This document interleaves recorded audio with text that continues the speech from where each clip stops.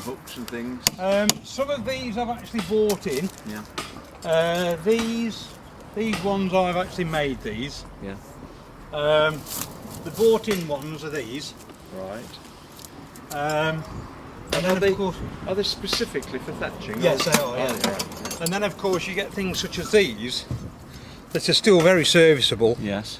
That have been taken out of a roof previously, Right. and you can use them again. Sure. That It's a good one, isn't it? that is perhaps 40 years old, believe it or not, and that's already been in one roof. Yeah. Yeah. Good. Yeah. And you've always got so many. I wouldn't particularly use them because I like to put that bend on. Oh yeah. That because the driving point is directly above that shot there. Yeah. What you would tend to find with them is they will bend because you're hitting just past them. Sideways. Yeah. So I'll take them out and I've got a tool with a fly press to press those. All right. You can press them two at a time, you Yeah. see. Okay. But you see, these were done in a forged points, Yeah. and these are done on a Grinder. lathe, A lathe. Oh. and it's like fed. It's like a 40-foot bar going in, Sure. and there's a tool that just zzzt, and you see there's the other end of it, look, Yes. Oh, I see. where another tip would have been machined sure. off, Yeah. and then they're put in. You can see the press mark there, the back of the angle, and the tool goes down in there. As I say, Right.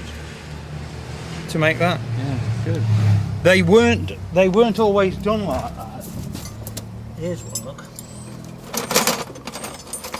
They started making them like that, with that dimple on the end, Yeah. but straight. That would have been like that, Oh, I see. dead straight, Yeah. and they bent. Right. And I said to Graham, the guy who supplies the reed, I says, look, here's one of my hooks. I drew him the picture of the press for the thing, and I said, press them like that.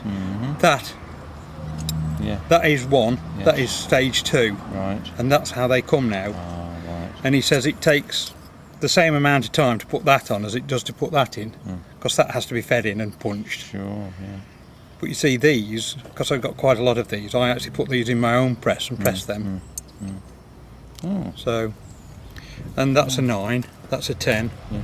We go 7s, 8s, 9s, 10s, 12s. You can get 11s, but it's very seldom that you need them. I would use 11s like for striking on that angle there, if it keeps going.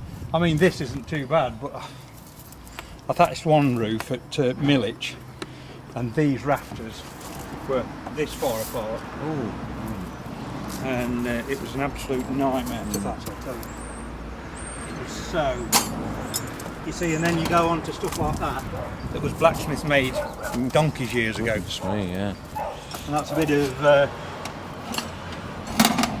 well, would that be wrought iron? I would have thought so. Yeah. It looks like it. Yeah. You say I've got a heck of a collection of old hooks, and I mean, they're nice to see. I mean, It's still serviceable, isn't it? that ought to be, that ought to be whacked in a bean, really, with a mug hanging on it, didn't it? Oh, it should, shouldn't it? Yeah. Yeah. you know that piece that you found round there, Simon, that you couldn't wind out of that timber. That's that with that piece rotted off. You see. I see. Yeah. Again, I had what do they call them? People that know all about metals, Metallurgist. Yes. Yeah, Metallurgist. metallurgist. And he was saying, oh yeah, look at that, that's. And he says, square bar, everything was square. It was only later that round bar came out, because it was easy to make square bar to start with, because it was hammered and forged to that shape, Yeah. And all of the older hooks that I've got, they're all square. A lot of them are even half this thickness, but beautifully made. Yeah. But there's been some work there, because they've pointed it at one end and then had to forge this. Yes. I mean, we've got it easy now, just put it in a press and it's done,